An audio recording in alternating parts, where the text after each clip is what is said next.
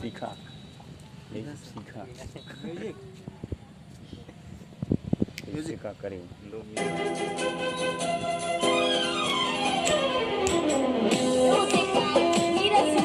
हल्का सा इधर से बस बस, ज्यादा मत निकलिएगा, हल्का सा निकलिएगा।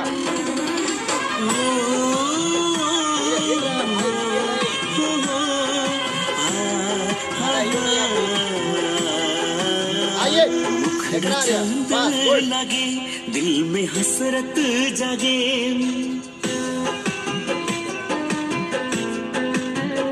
मुखड़ा चांद लगे दिल में हसरत जागे, चांसनी से भिगो तो हर रूप बा, हाँ बनवले